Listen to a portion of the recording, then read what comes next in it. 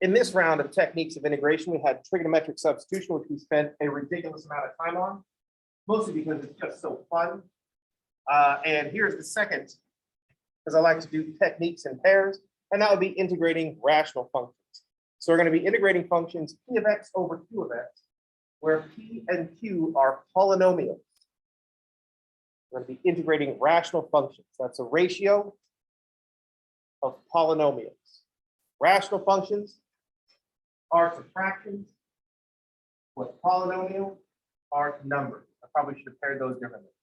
Rational functions are to polynomials as fractions are to numbers. Fractions are just ratios of numbers.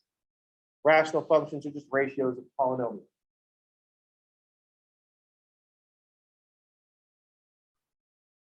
So let's start with some functions that we have in evidence. So we know that the integral of 1 over x minus a will be the natural log of the absolute value of x minus a. This is just using substitution. W equals x minus a, integral of 1 over w is natural log of absolute value of w, and so on. We also use substitution on x over x squared plus a squared. W is x squared plus a squared, so the dw is 2x dx. So that's where this 1/2 comes from. The 2x dx, we divide out the 2. Half of dw is an x dx. We can't do substitution on 1 over x squared plus a squared, not regular substitution. We solve this by parts. This is where we integrated by differentiating the arctangent. Oh wait, no, this is not what we did. We did trig substitution on this. I was thinking of it the other way. We can get rid of this part. I was looking at the arctangent when I wrote parts.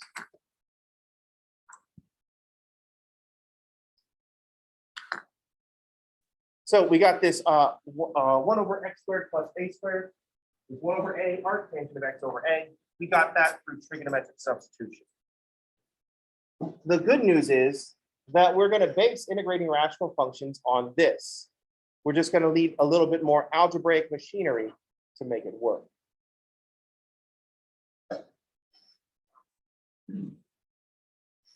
Let's look at the structure of what we're looking at. These two integrals here, I got x over x squared plus a squared and 1 over x squared plus a squared. The thing these two have in common is the x squared plus a squared.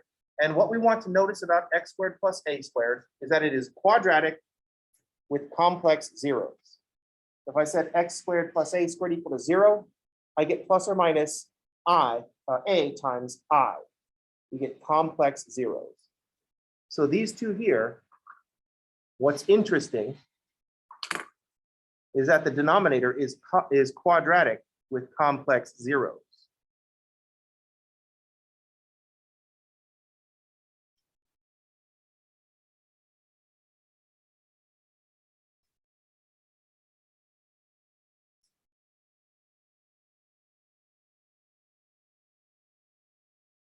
So these two both have that in common. The denominator is quadratic with complex zero.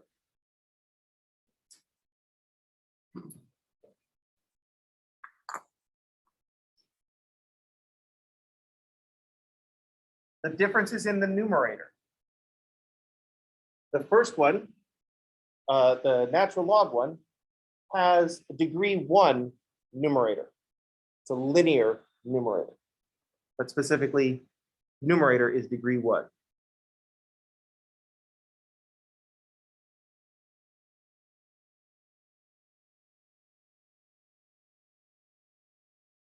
With 1 over x squared plus a squared, the numerator is degree 0. It's constant.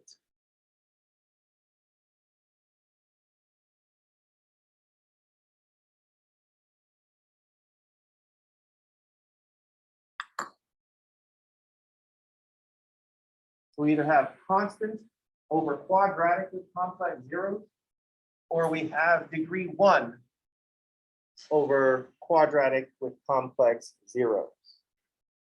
I don't want to use linear over quadratic with complex zeros, because constant functions are also linear functions.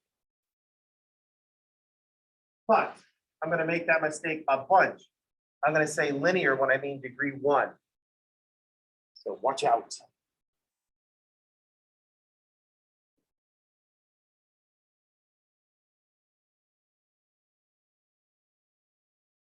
These three are going to be our building blocks.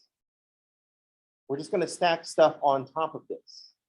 And the way to integrate any other rational function other than these three is some algebra. The only thing standing between these three integrals, and well, there's one kind of special case. The only thing standing between these three integrals and integrating any other rational function is a bunch of algebra. So for those of you who are like, oh, that's awesome. I'm awesome at algebra. This is going to be fun. If you're like, oh, algebra, I don't like algebra. Like, how'd you get this far, not liking algebra? I guess you don't have to like it. You just have to be proficient. But once we start doing the algebra that's required for integrating rational functions, we're going to realize how much algebra we don't know. The standard move is to blame your previous instructors.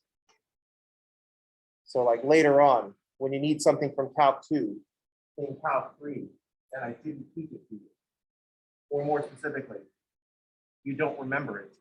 You'll be like, oh, Leach, you betrayed us. How could you? And now I'll laugh. Ha ha ha ha ha ha. You've fallen for my trap, because we're all supervillains.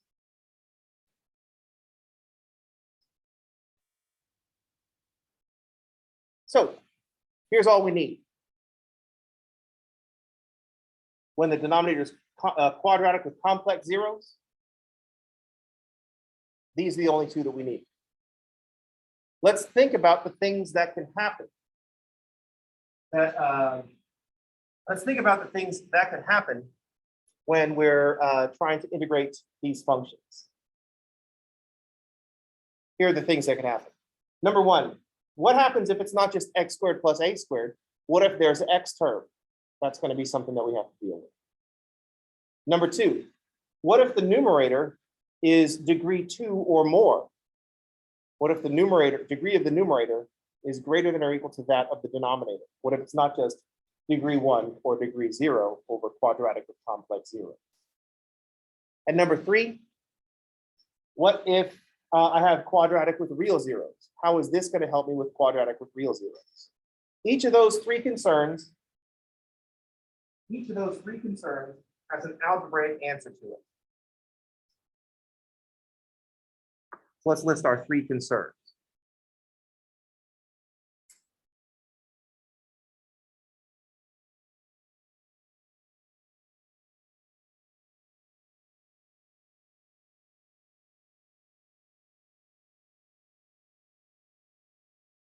So I'm going to use the labeling that I started off with, P of x over Q of x. P of x is going to be the numerator, Q of x will be the denominator, so I don't have to write denominator. I already bailed on writing denominator and numerator. So what if Q of x has an x term? What if Q of x is quadratic with complex zeros and has an x term?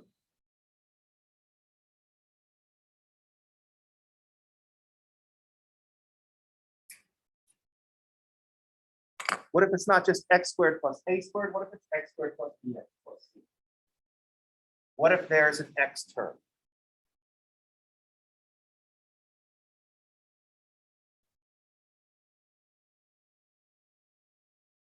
Number two, we've only looked at, or we haven't even looked at them yet. We've only looked at constants over quadratic with complex zeros and degree 1 over quadratic with complex zeros. What if the degree of the numerator is greater than or equal to that of the denominator?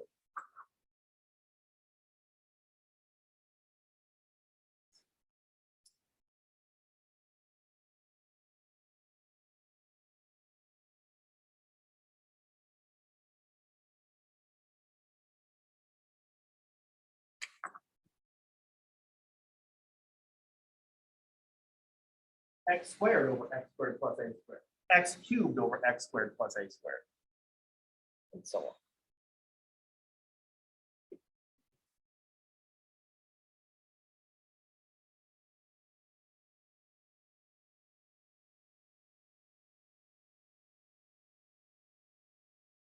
Number 3, what if q of x? What if q of x has real zeros?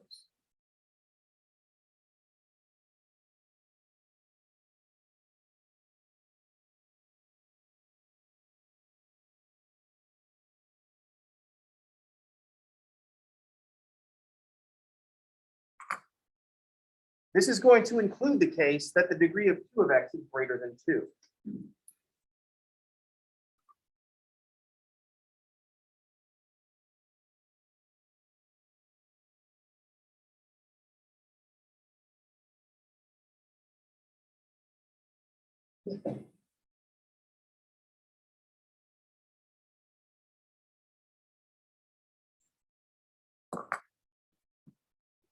Q of x having real zeros is going to include what if degree of q of x is greater than 2?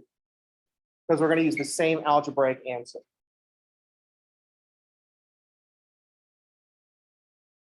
Each of these 3 concerns, because it seems very limited what we talked about. 1 over x over x squared, 1 over x squared.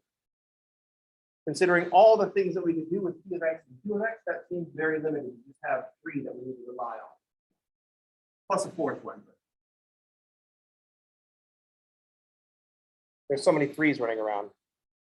I always forget to include that 4th one anyway. These are the 3 concerns. What if q of x is quadratic with complex zeros, but has an x term, x squared plus bx plus c? That one's first because it's easiest to deal with. Number 2, what if the degree of the numerator is greater than or equal to that of the denominator? We have an algebraic answer for that. And 3, what if the q of x has real zeros? Or what if the degree of q of x is greater than 2? What if our denominator is an x to the 5th? What do we do then? So there's algebraic answers to all of these. If q of x is quadratic with complex zeros, the algebraic answer is complete the square.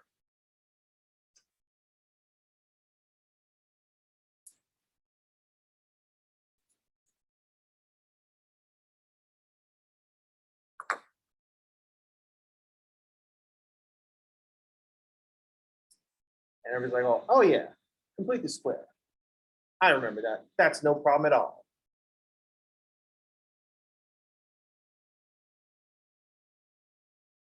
Number 2, what if the degree of p of x is greater than or equal to the degree of q of x? Algebraic answer here is long division.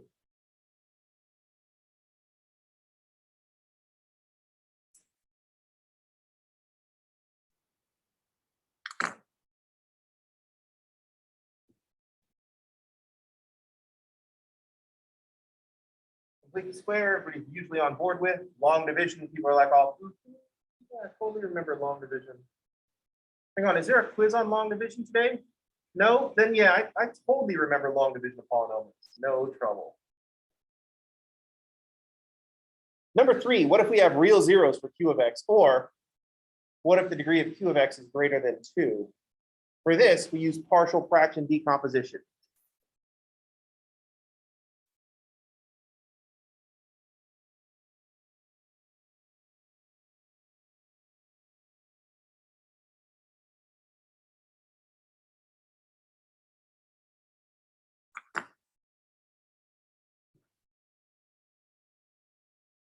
This one I saved for last because it's the easiest. Everybody remembers partial fraction decomposition from their algebra class, right? Right? No, no one remembers partial fraction decomposition from their algebra class. If you do remember partial fraction decomposition from your algebra class, you need to tell me who your teacher is and where you took this class. I need to find them and see what else they know. So if you learned partial fraction decomposition in your algebra class, if you learned it, I need to find out who your teacher is. If you learned it and you still remember it today, I definitely need to find out who that teacher is. because holy shit. It just requires magic. Every time I've had students retain partial fraction decomposition after a period of time greater than 1 semester, I have had to use magic. That's just a fact. You're like, well, Leach, you're going to be judged on whether this class of students remembers this 2 years from now. I'm like, oh, holy shit, that's fine. I'm going to use magic. I only had to the end of the semester. I feel real bad about it. It had to be blood magic. That's just the answer. Sorry. I'm just kidding. I used magic, but it wasn't blood magic. That would be rude. What are we talking about? Oh, yeah.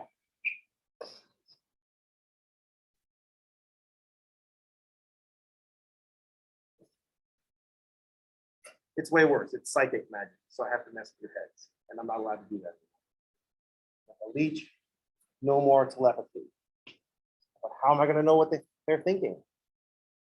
Because tests, by the way, are way easier if I get to use telepathy.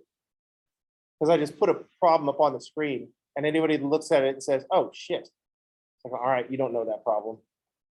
We can move on to the next one. You're like, oh, but I want to try something. It's like, oh, no, I see what you have in mind. It's not going to work. Let's move on. Right. And then everybody who just kind of like automatically starts going, all right, they passed that problem. They would have got it eventually. But they're like, oh, no, you can't do that. It's invasive. I'm just kidding. I don't have mind control power, is what I'm legally required to say. I'm just kidding. I really don't have mind control power. You'll all forget that I said that. It's not the Jedi mind trick. Let's talk about these algebraic answers to these integrating trig functions. Let's suppose that we want to integrate. Let's suppose that our denominator is x squared minus 6x plus 13. And let's say the numerator is x plus, that's a 2. That's going to leave a 2. That's going to leave a 3. So I'll put a 5.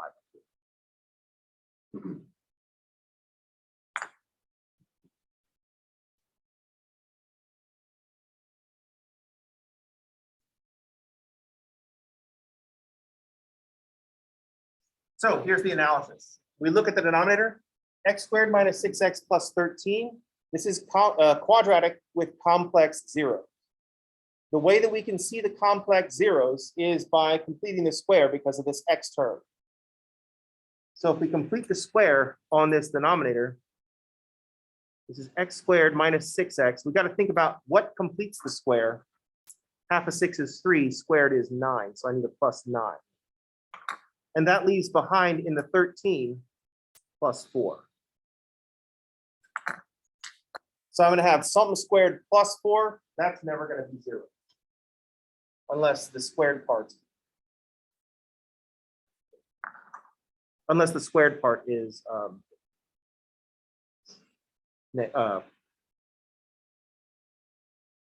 imaginary or complex. So I trade my x squared minus 6x plus 13 for x minus 3 squared plus 4. My numerator is still x plus 5.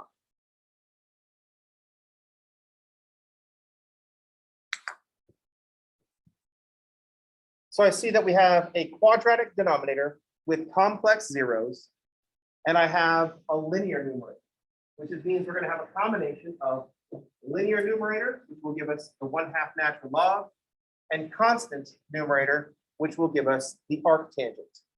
That's what we see in this problem. We're expecting a combination of natural logs and arctangents.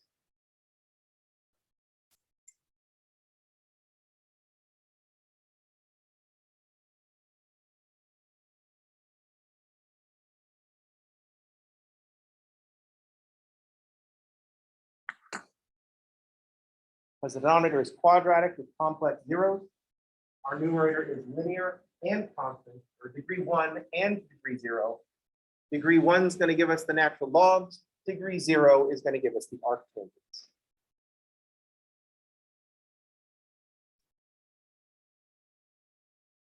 So we know how to integrate 1 over x squared plus a squared. So I'm going to do a substitution on this x minus 3. I'm going to substitute w equals x minus 3. Then dw is equal to dx.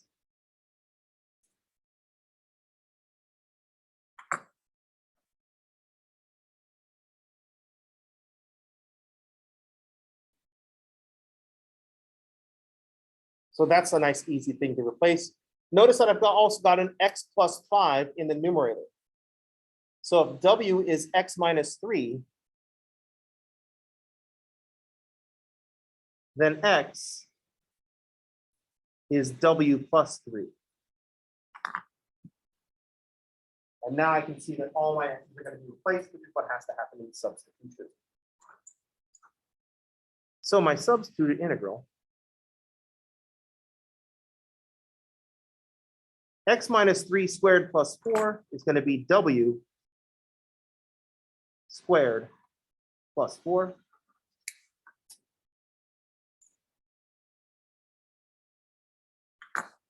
Dx gets replaced with dw. And x plus 5 is going to be w plus 3 plus 5.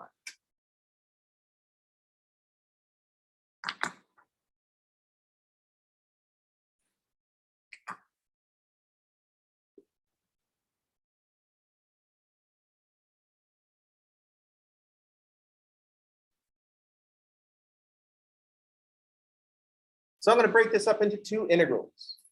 The first one is going to be w over w squared plus 4.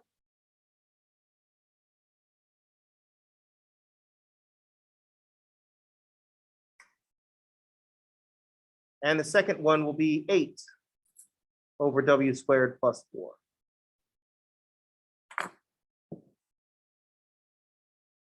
W over w squared plus 4 is going to give us the 1/2 natural log.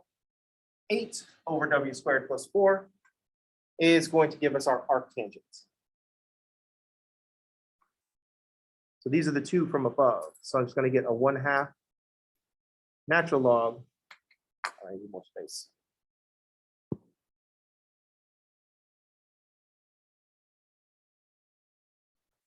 The first term will give us a 1/2 natural log of w squared plus 4.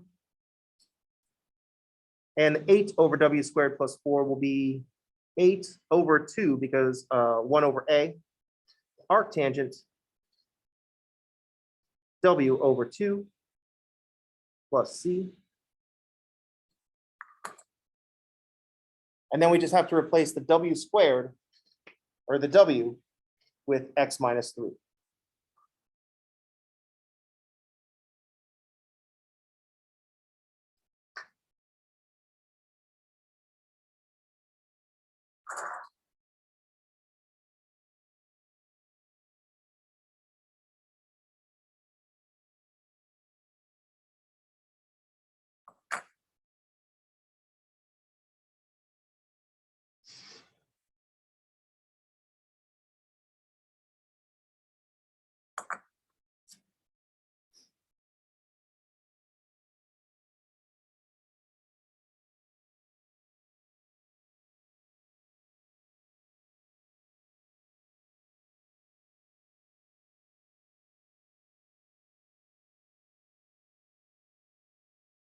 So if your denominator is quadratic with complex zeros and has an x term, then we need to complete the square so that we can substitute our way into the constant over x squared plus a squared, or x over x squared plus a squared.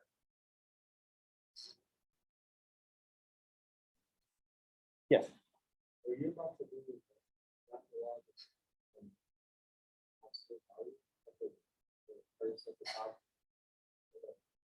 In the orange?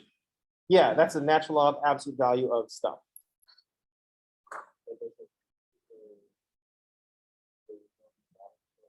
Natural log, there's the natural log. I don't need the absolute values because w squared plus 4 will always be positive. There's nothing wrong with putting w squared plus 4 in absolute value signs. It's just that the absolute value signs don't do anything.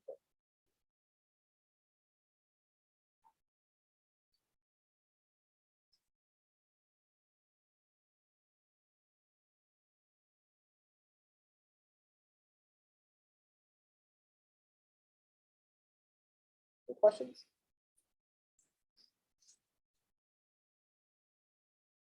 So that's how we deal with the denominator having an x term when it's quadratic with complex zeros.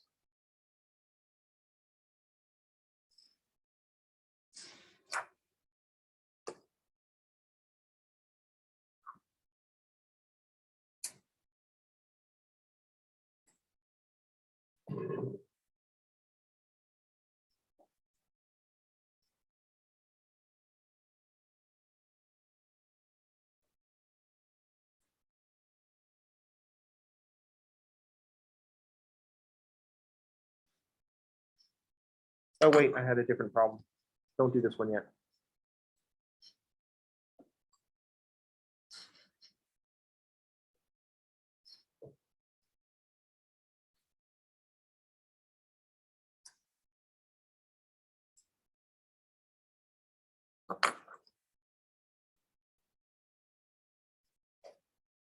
So notice that in the last problem, I had x plus 5. And ended up having the natural log part and the arctangent part. So there are certain times when it might be helpful if we can see things more clearly. So when are we going to need that arctangent part? That's the important question. So notice if I make the numerator x minus 3.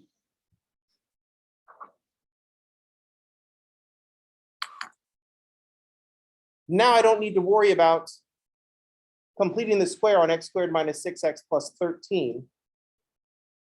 I can just do a substitution. We might notice right away that this is a substitution problem.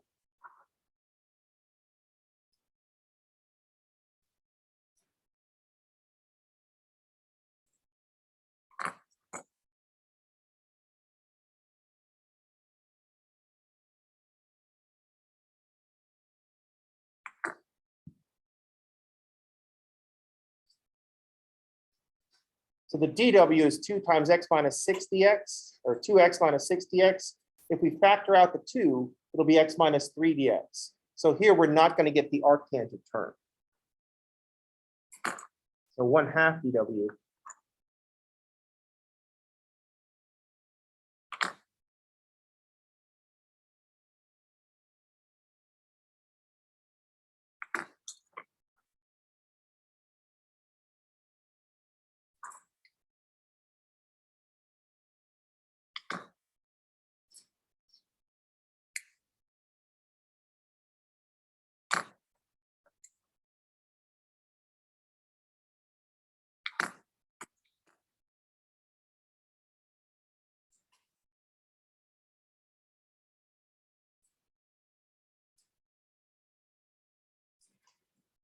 Because the numerator was just the constant times the derivative of the denominator, we can just get away with substitution right from the beginning.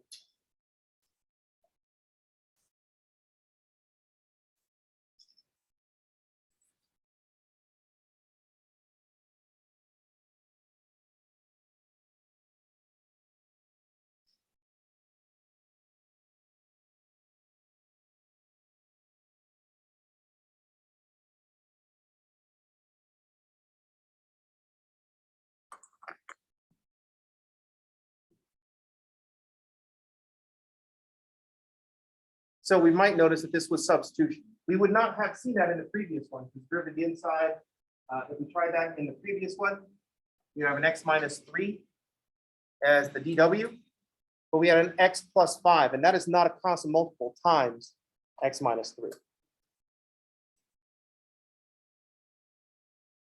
At this point, we might be thinking, dude, you just said we got to look out for our quadratic denominators with complex zeros, and we need to complete the square. And now we have to look out for this. We actually don't. Let's suppose we did not notice that the derivative of the denominator was half or twice the numerator. Let's suppose we were looking at this and we said, well, the script says when the denominator is quadratic with complex zeros, I should complete the square.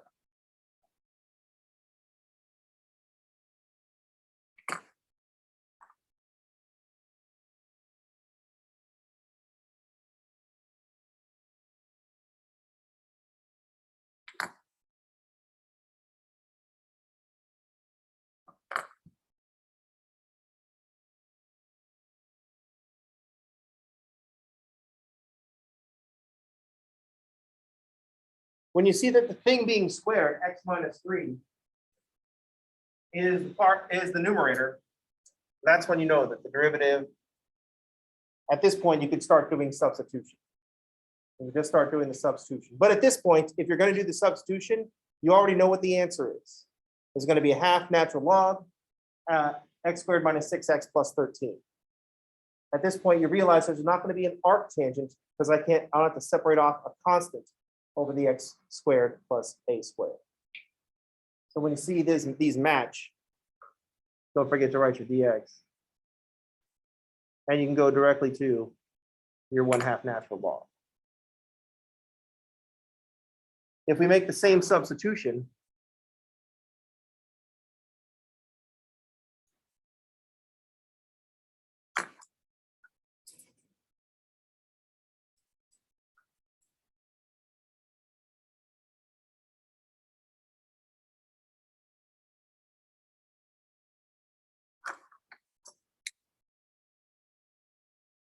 we get the same substitution.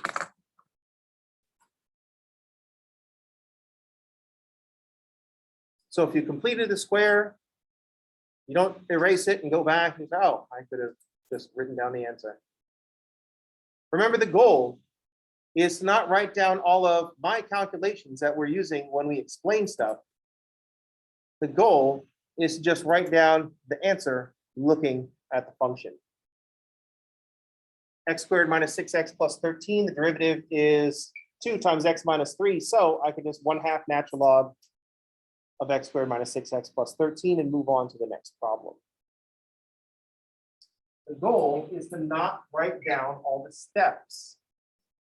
It's not about writing down steps. It's about seeing how things work so we can arrive at the answer.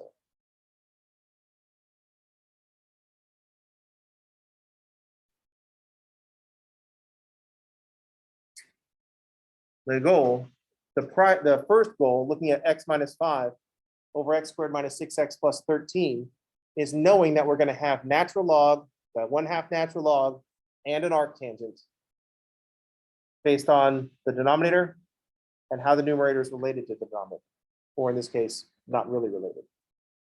We're going to have to separate out terms. Whereas in this one, we're not going to have to separate out terms. Any questions? Is everybody okay?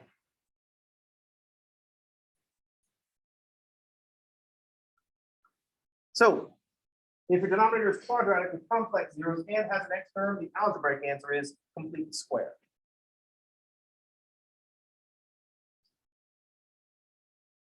What if the degree of the numerator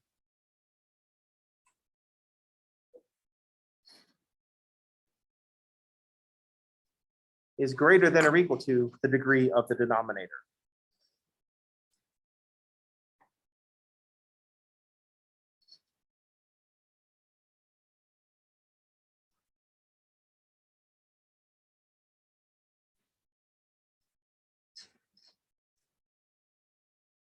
There's no trick to it. It's just a simple trick. We're going to use long division to rewrite our improper fraction as a mixed number. We're going to use long division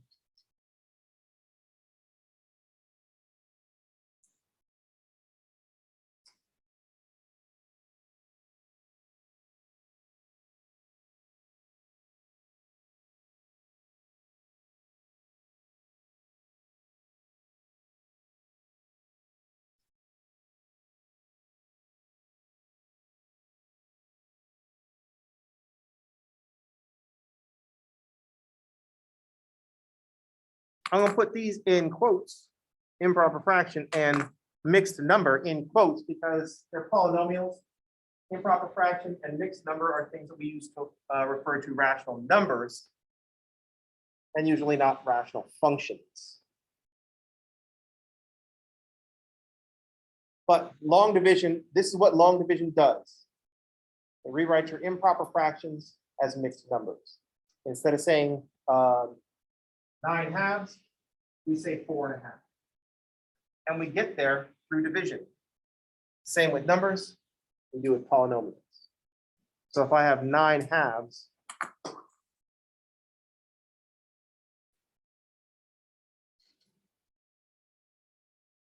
I want to write that as 4 1/2.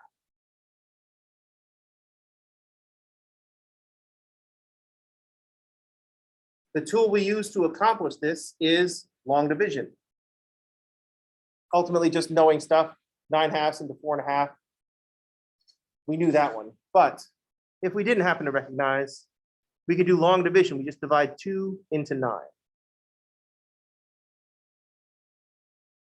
So the words we usually say are 2 goes into 9 4 times. How many people have been programmed with that phrase?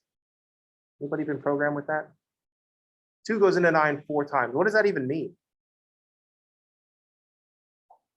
Fucking programming. That's why it doesn't mean anything. A way you can think about it is how many times can I subtract 2 from 9 without going negative? That's one of the things division is doing. If we think about multiplication as repeated addition, then we want to think about division as repeated subtraction. You can't see on the video, it's a hand wavy explanation of things, but so how many times can I subtract 2 from 9 without going negative? 4. 4 times 2 is 8. 9 minus 8. So here I am subtracting 4 2s from 9. That's what's going on in this step.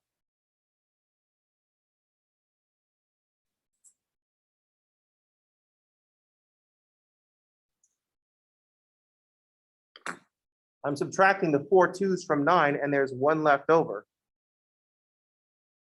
And so the 9/2 is 4 and 1/2 left over.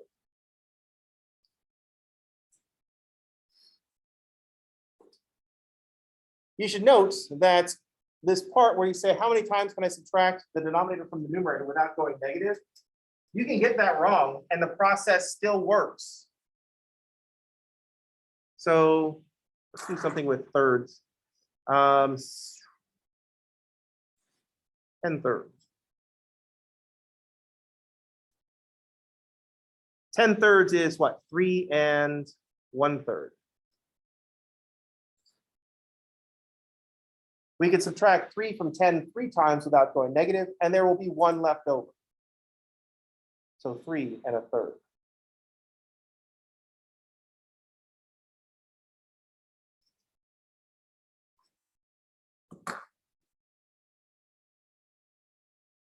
How many times can I subtract 3 from 10 without going negative? Let's mess it up. 2 times. I'm going to subtract 3 from 10 2 times. 2 times 3 is 6. This subtracting of 6 is subtract 2 3s from 10. 10 minus 6 is 4. And at this point, I say, oh, I could have subtracted another 3 from 6.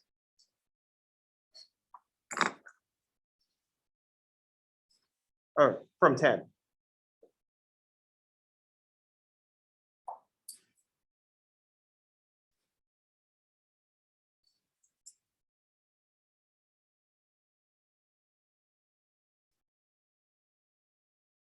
So we'll subtract 3 3s. I'm just going to subtract 1 more 3. There's 1 left over. So instead of the 2 3s, I'm going to subtract 3 3s. Because 3 1/3 is 2 4/3.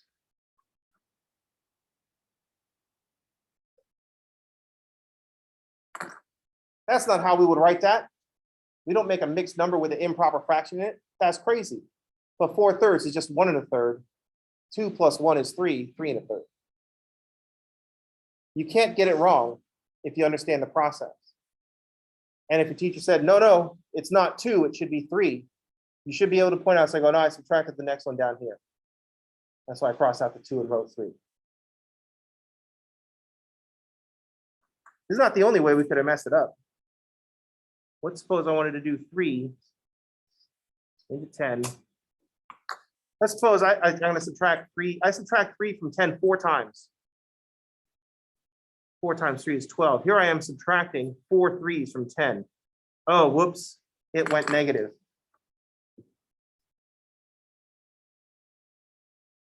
So I could take one away.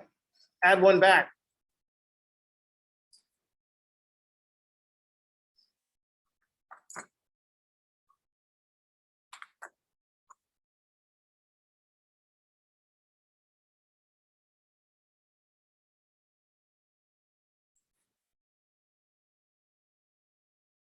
So instead of 4, I should have subtracted 3, and I'll just add a 3 back, and it's still 1 left over.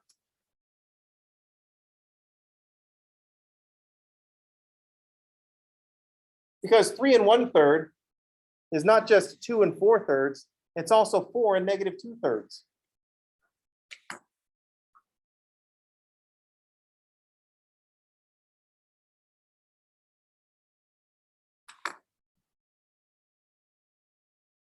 Converting these to the improper fraction by multiplying and adding the numerator works the same. 3 times 3 is 9 plus 1 is 10. 3 times 2 is 6 plus 4 is 10. 3 times 4 is 12 minus 2 is still 10, all the same fraction. This is the one that we choose to speak. These other ones are the same value, but that's not how we say things.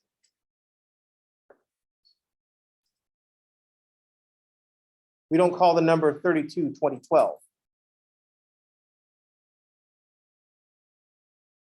Because the agreement is each place in the number should be a digit from 0 through 10. Questions? So all we have to do is adapt our long division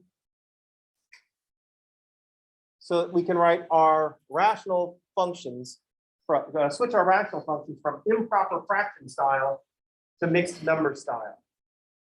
What happens when we do long division and we arrive at the answer that we actually want is that now the numerator is always going to be less than the denominator. That's a proper fraction.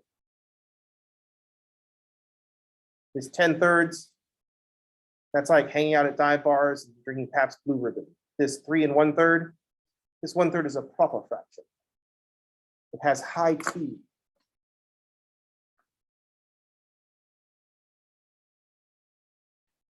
Any questions? Comments? I know this is a reminder of arithmetic that you all remember, but I'm not sure how young people are programmed with division. Anybody learn a different long division tradition than this? They're all roughly similar.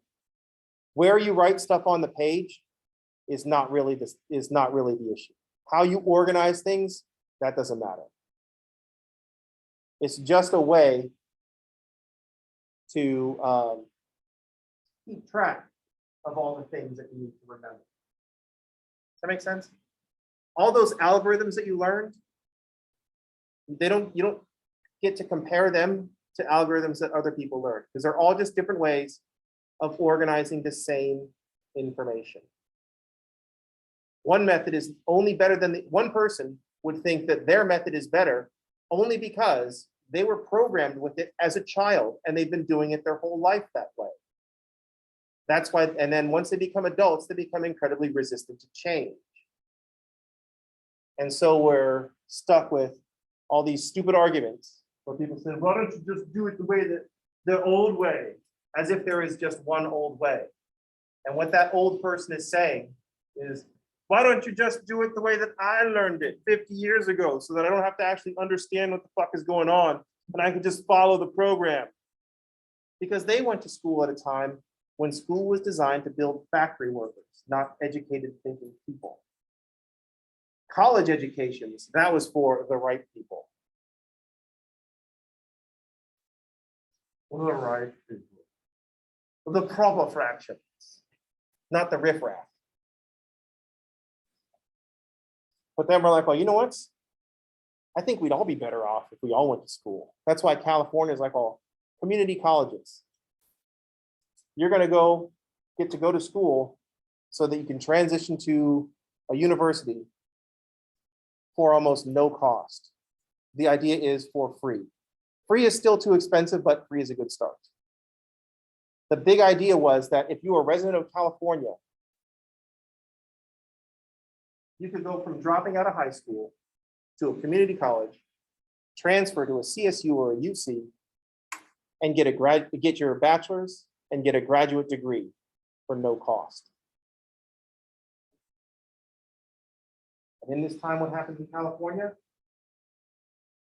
Fifth largest economy in the world on its own.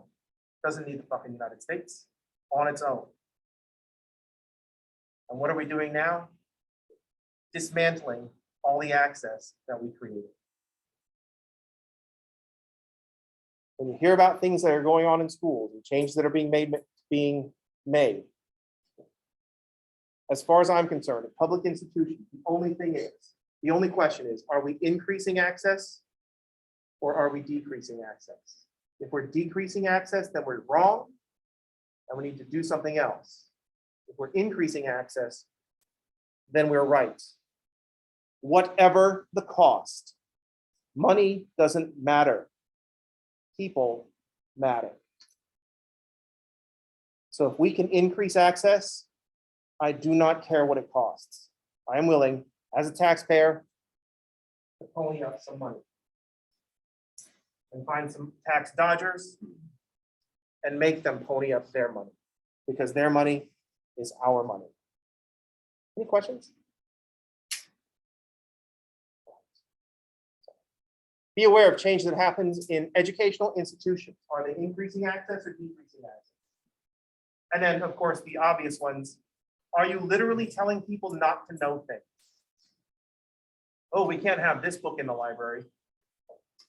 You're literally advocating for people to not know things. Your education system shouldn't be advocating for people not knowing shit. It's like the opposite of what we're supposed to do. If we just want to not know shit, we'll just like close down all the schools. You know what I mean? Anyway, tomorrow, long division with polynomials. Review it so you can look like you remember it tomorrow. That's it for today. I'll see you all on tomorrow. Everybody have a good day. Thanks for playing.